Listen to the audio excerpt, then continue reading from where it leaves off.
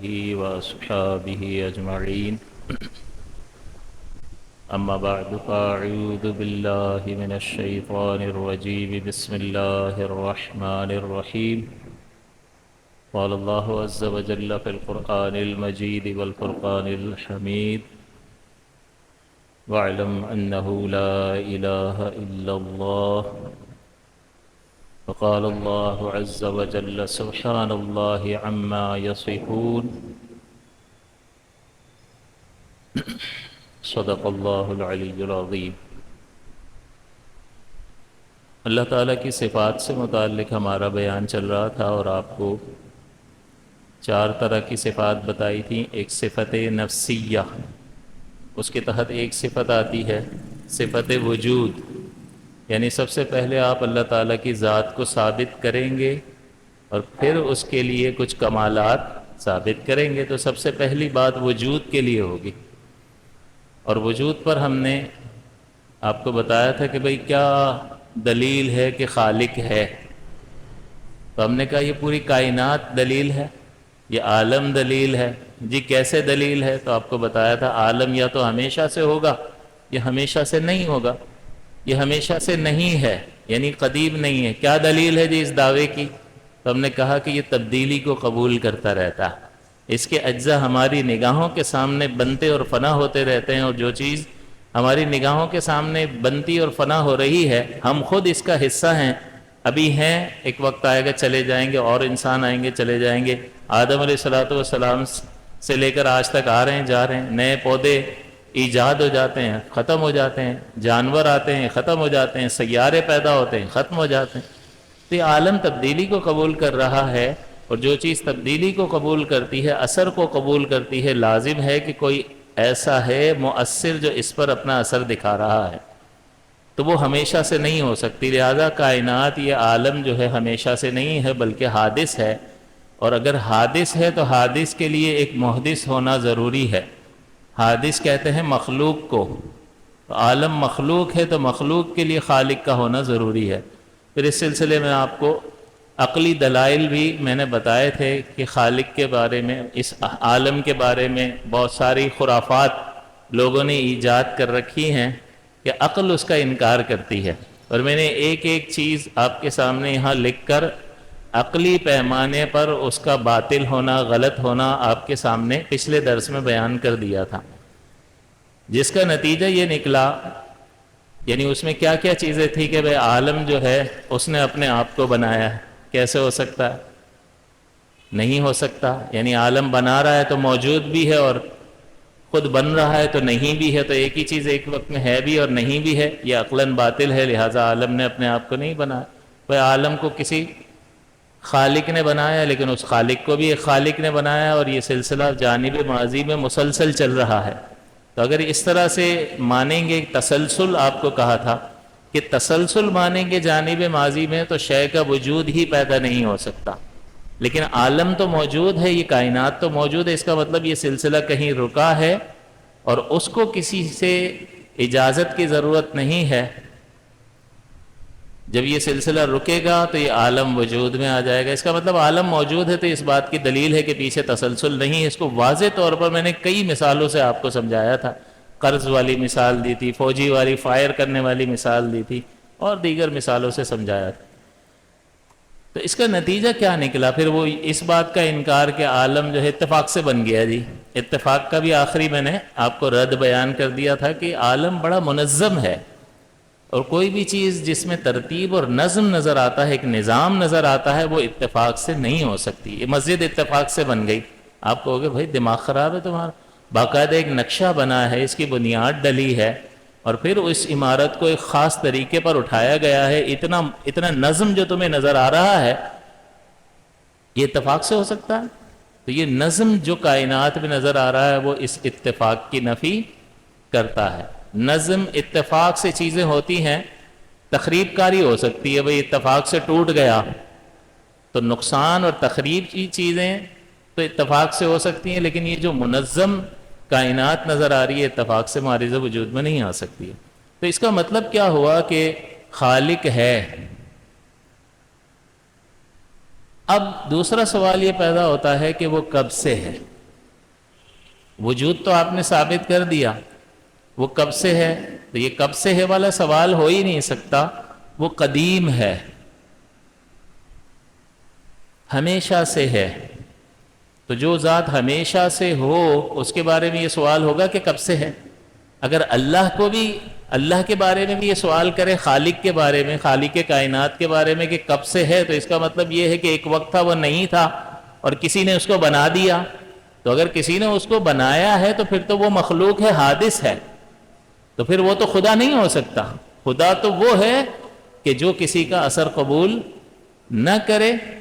تو اس کا مطلب یہ جو خالق ہے اس کے بارے میں یہ کہ وہ کب سے ہے، تو ہم جواب دیں گے وہ ہمیشہ سے ہے، یعنی اس کی کوئی ابتدا نہیں ہے۔ قدم کا مطلب ہوتا ہے لا اول لوجودہ،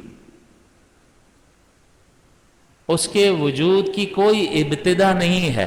اگر ابتدا مانے تو اس کا مطلب ابتدا سے پہلے وہ نہیں تھا، نہیں تھا تو کسی نہ کسی نے پیدا کیا، تو پھر اس کو خدا ہونا چاہیے جس نے اس خالق کو پیدا کیا۔ تو اس کا مطلب یہ ہمیشہ سے ہے۔ ہمیشہ سے ہونے کا مطلب کیا ہوتا ہے؟ واجب الوجود ہے، واجب الوجود۔ واجب الوجود کا مطلب کیا ہوا کہ ایسی ذات کہ جس کو کسی نے نہیں بنایا اور اس نے ساری کائنات کو بنایا ہے، ایسی ذات کو واجب الوجود کہا جائے گا۔ اگر آپ یہ پوچھیں کہ بھئی یہ کب سے ہے، تو یہ سوال درست نہیں ہوگا، اس لیے کہ پھر اس کا مطلب یہ اس کو کسی نے بنایا، تو اس کو بنانے والے کو کس نے بنایا، پھر اس کو کس نے بنایا، پھر اس کو کس نے بنایا، پھر اس کو کس نے بنایا۔ یہ تسلسل ہے جانب ماضی میں، اور تسلسل پہ بہت لمبی میں نے گفتگو کی تھی، اور پچھلا درس اگر آپ یوٹیوب پر دیکھیں گے تو آپ کو بات سمجھ میں آ جائے گی کہ جانب ماضی میں تسلسل اگر ہوگا تو شے کا وجود پیدا نہیں ہوگا۔ جیسے کسی نے 10,000 روپے، یعنی زید نے احمد سے 10,000 روپے قرض مانگا۔ احمد کہتا ہے میں اپنے ابو سے پوچھ کر بتاؤں گا، وہ کہتا ہے یعنی احمد نے اپنے ابو سے پوچھا، اگر ابو نے ہاں کہہ دیا تو یہاں قرض مل جائے گا، یعنی اس کے ابو فائنل اتھارٹی ہیں، ان کو کسی سے پوچھنے کی ضرورت نہیں پڑی، لہٰذا یہاں شے کا وجود پیدا ہو گیا۔ لیکن اگر اس کے والد کہیں مجھے اپنے والد سے پوچھنا ہوگا، وہ کہیں مجھے اپنے والد سے پوچھنا ہوگا، ان کے پاس گئے وہ کہیں مجھے اپنے ابو سے پوچھنا ہوگا، اس طرح یہ سلسلہ چلتا رہے چلتا رہے چلتا رہے لا الہ نہایہ تک، تو یہاں قرض مل جائے گا؟ نہیں ملے گا۔ اس کا مطلب یہ ہوا کہ جانب ماضی میں جب آپ تسلسل مانیں گے تو شے کا وجود ہی پیدا نہیں ہوگا۔ عالم کو، اس کائنات کو کس نے بنایا؟ خالق۔ اس خالق کو کس نے بنایا؟ اس نے بنایا۔ اس کو کس نے بنایا؟ اس نے بنایا۔ اس نے بنایا، اس نے بنایا، اس نے بنایا۔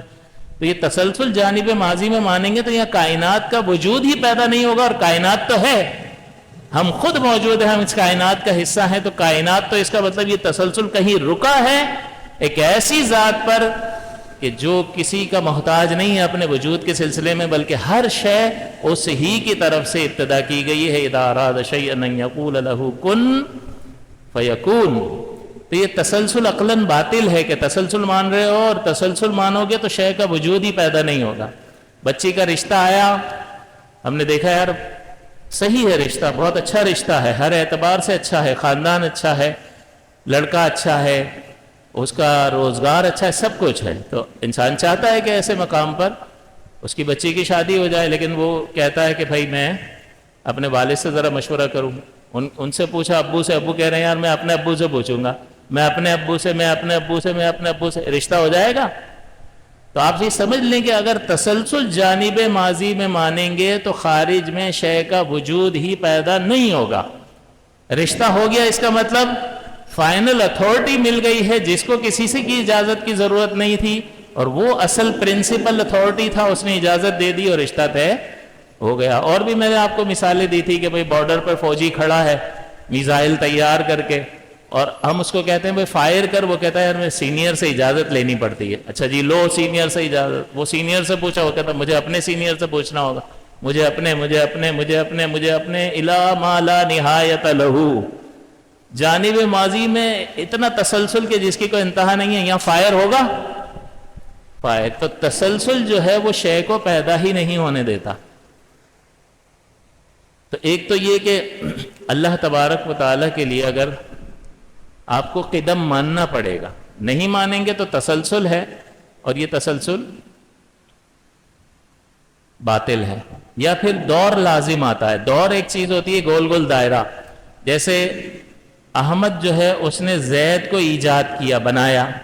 زید نے قاسم کو بنایا، قاسم نے خالد کو بنایا، اور خالد نے احمد کو بنایا، اسی احمد کو. تو اب یہ گول گول گھوم رہا ہے. احمد زید کو بنا دے گا، صحیح. زید قاسم کو بنا دے گا، قاسم خالد کو بنا دے گا، خالد پھر احمد کو بنائے گا.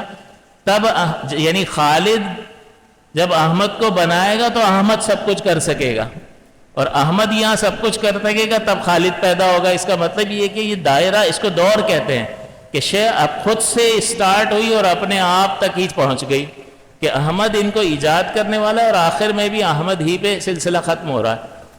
تو یہ دور اور تسلسل ہوتا ہے. اور اللہ تعالیٰ قدیم ہے، یوں نہیں کہ اس نے وہ نہیں تھا اس نے اپنے آپ کو بنا لیا.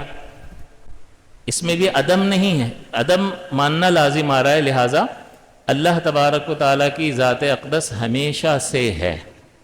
اب کوئی شخص کہتا ہے یار آپ کی باتیں سب ٹھیک ہیں، لیکن میری سمجھ میں نہیں آ رہا کہ میں کوئی ایسی چیز مان لوں جس کو کسی نے نہ بنایا ہو، اور وہ ایسی ذات ہو، ایسی پرفیکٹ کہ اس جیسا کوئی پرفیکٹ نہ ہو. ایسا باقی کائنات کی جتنی چیزیں دیکھتا ہوں میں اپنی نگاہوں کے سامنے اس کی ایک ابتدا دیکھتا ہوں، اس کا ایک انجام دیکھتا ہوں.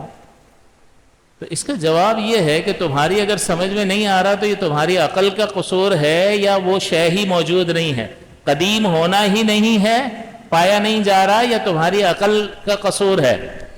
مسئلہ یہ ہے کہ یہ اس کی عقل کا قصور ہے. اس لیے کہ یہ عادت انسان کی کیا ہے؟ عادت یہ ہے کہ اس نے اپنی نگاہوں میں کائنات میں بس ہر چیز کی ابتدا دیکھی ہے. دیکھتا ہے کہ چیز بنتی ہے، پھر ختم ہو جاتی ہے، پھر دوسری بن جاتی ہے، پھر ختم. تو یہ اس کی عادت یہی ہے کہ یہ شے کو، ہر شے کے اول کو، اس کے وجود کو، اس کی ابتدا کو دیکھتا ہے. لہٰذا کہہ رہا ہے یار آپ کی بات ٹھیک ہے لیکن میری سمجھ میں نہیں آ رہا کہ ایک ایسی ذات جس کو کسی نے نہ بنایا ہو، اپنی سمجھ میں نہیں آ رہا. تو یہ سمجھ میں نہیں آ رہا تو تمہاری سمجھ کا فرق ہے. جیسے ایک شخص اندھا پیدا ہوا ہے، اب اس اندھے کے سامنے اس نے آج تک رنگوں کو دیکھا نہیں ہے.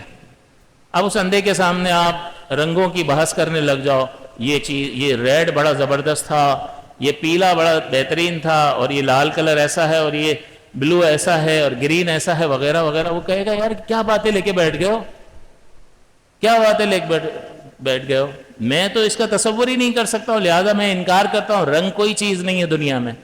تو آپ کیا کہو گے؟ بھائی تمہیں صلاحیت حاصل نہیں ہے، ادراک کی طاقت تمہارے اندر نہیں ہے، اور تم ایک چیز جو رنگ کی ایک دنیا موجود ہے، تم اپنی صلاحیت کی کمی کی بنیاد پر رنگوں کا انکار کر دو گے.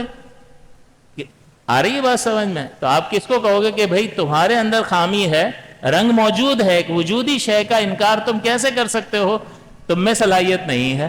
ایک آدمی جس کی سونگنے کی صلاحیت ختم ہو جائے، اس کے سامنے آپ سینٹ اور عطر کے جو ہے وہ قصے کرنے بیٹھ جاؤ، یہ سینٹ اچھا ہے اور یہ عطر اس کی خوشبو جاتی ہی نہیں ہے اور 3 دن تک رہتی ہے، وغیرہ وغیرہ. بندہ کہے گا یار کیا باتیں کر رہے ہو یار، مجھے تو کوئی خوشبو سونگنے میں نہیں آتی، میں تو کسی چیز کو فیل نہیں کرتا ہوں، لہٰذا خوشبو کوئی شے دنیا میں ہے ہی نہیں. اب بتاؤ غلطی پر کون ہے؟ صلاحیت اس میں نہیں ہے، اور اپنی صلاحیت کے نہ ہونے کی بنا پر ایک موجود شے کا انکار کر رہا ہے. خطا پر ہے یا صحیح ہے؟ خطا پر ہے.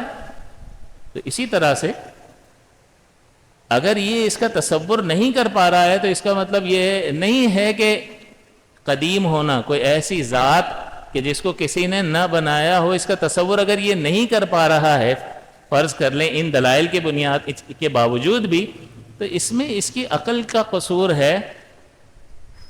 قدیم ہونا، اس کا اپنا وجود ہی ایک وجودی شے ہے.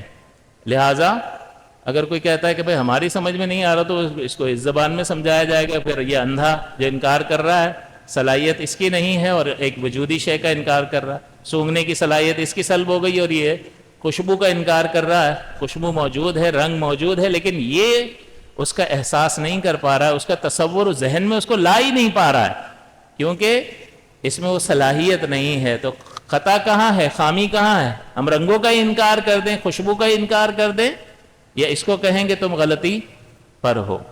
پھر یہ اس کا مطلب یہ ہوا کہ ساری کائنات کو وجود کس نے دیا؟ ہر چیز ہماری حیثیت صفر کی ہے، صفر صفر صفر صفر صفر. جب تک یہ ایک یہاں نہ لگ جائے تب تک کوئی قیمت نہیں ہے. جب تک ایک اس طرف نہ آ جائے تب تک یہ ایک لگ گیا تو یہ بھی، اس کی بھی ایک قیمت ہے، اس کی بھی ایک قیمت ہے. یہ ونز ہے، یہ ٹینز ہے، یہ ہنڈریڈز ہے، یہ تھاؤزنڈز ہے. ایسا ہی ہے یا نہیں ہے؟ یہ کس وجہ سے؟ اس ایک کی وجہ سے. اس ایک نے سب کو قیمتی بنا دیا. خالق ہے جس نے عدم سے وجود عطا کر کے سب کو وجود دے دیا. اب بندہ کہتا ہے کہ ہاں دیکھو ان کو قیمت ون سے ملی ہے نا سب کو، اس کو قیمت کہاں سے ملی ہے؟ یہ اتنا قیمتی کیوں ہے؟ اس کا جواب یہ ہے کہ بھئی یہ اس کی ذاتی ہے، اس کو کسی نے دی نہیں ہے. بندہ بولتا ہے یار یہ کیسے؟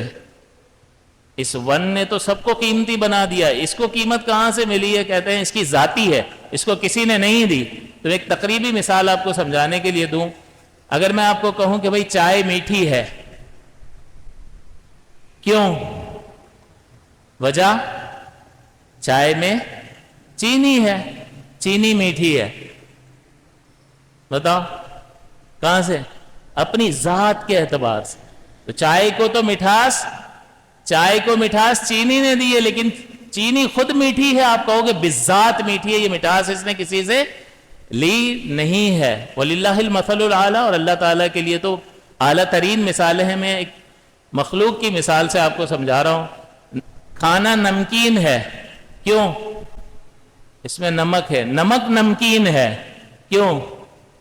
بالذات. تو اسی طرح سے اللہ تبارک و تعالیٰ کی ذات اقدس جو ہے وہ بالذات مستقل ہے، ہمیشہ سے ہے. لہٰذا یہاں پر یہ سوال ہو ہی نہیں سکتا کہ اللہ کو کس نے بنایا. چونکہ وہ واجب الوجود ہے تو یہ سوال ہی بیکار ہے. یہ سوال ہی بیکار ہے. اگر کوئی کہتا ہے کہ اس بات کا جواب دو تو ہم کہیں گے بھئی وہ ہمیشہ سے ہے، اور جو ہمیشہ سے ہوتا ہے وہ عدم کو قبول ہی نہیں کرتا، نہ ہونے کو قبول ہی نہیں کرتا. اس پر عدم طاری ہی نہیں ہوتا. عدم محال ہے. اللہ کے لیے عدم یعنی نہ ہونا محال ہے. تو کیا چیز واجب ہے؟ وجود. ہمیشہ ہونا واجب ہے، ہمیشہ ہونا واجب ہے. اب سوال کرنے والا سوال کرتا ہے من خلق اللہ. من کس نے؟ خلقا پیدا کیا، اللہ اللہ کو. تو سب سے پہلا سوال اس سے کیا جائے گا کہ بھئی اللہ کو تو کیا مان رہا ہے؟ آپ کیا مان رہے ہو اللہ کو؟ مخلوق مان رہے ہو یعنی حادث مان رہے ہو یا قدیم مان رہے ہو؟ حادث مان رہے ہو تو جس طرح دوسری مخلوق ہے اسی طرح اللہ کو بھی مخلوق مان رہے ہو. تو پھر یہ سوال کرنے کا فائدہ کیا ہے؟ بیکار سوال ہے. پھر کیوں سوال کر رہے ہو؟ پھر وہ اللہ نہیں ہے جس کو تم مخلوق مان رہے ہو. اس کو اللہ بھی کہہ رہے ہو اور مخلوق بھی مان رہے ہو، یہ باطل ہے. اگر اس کو اللہ کہہ رہے ہو تو اس کا مطلب وہ قدیم ہے، اور قدیم جو ذات ہے وہ ہمیشہ سے ہے، اس پر کبھی بھی نہ ہونا طاری نہیں ہوا. تو اگر یہ حادث مانتا ہے تو یہ سوال ہی بیکار ہے. اور اگر یہ قدیم مانتا ہے تو اس کا مطلب، قدیم کا مطلب کیا ہوتا ہے؟ واجب الوجود. تو واجب الوجود کے بارے میں سوال کر رہا ہے، اس کو کس نے پیدا کیا؟ اب یہ کہاں خرابی پیدا ہو رہی ہے؟ یہ ہے واجب الوجود. اور خلقہ کا مطلب ہوتا ہے عدم سے وجود کی طرف منتقل ہونا. اب یہ سوال کیا کر رہا ہے؟ ذرا سوال آپ سمجھ جائیں گے تو آپ بھی سمجھ جائیں گے کہ سوال ہی غلط ہے.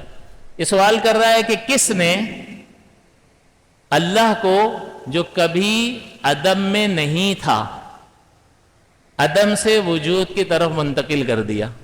اللہ کبھی بھی عدم میں نہیں تھا، کس نے اللہ کو عدم سے وجود کی طرف منتقل کر دیا؟ یہ سوال حماقت پر مبنی ہے یا نہیں ہے؟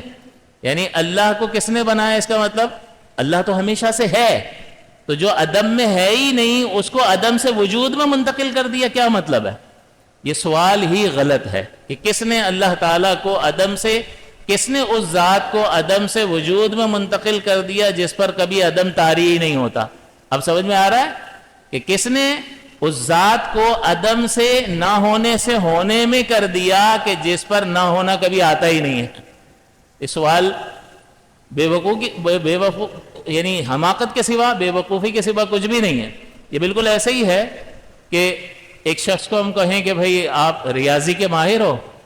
اچھا جی ماہر ہیں، تو آپ بتاؤ، میں آپ سے ایک سوال کرتا ہوں، اگر آپ یہ سوال کا جواب دے دو گے تو میں آپ کو ماہر مان لوں گا۔ اچھا جی کریں۔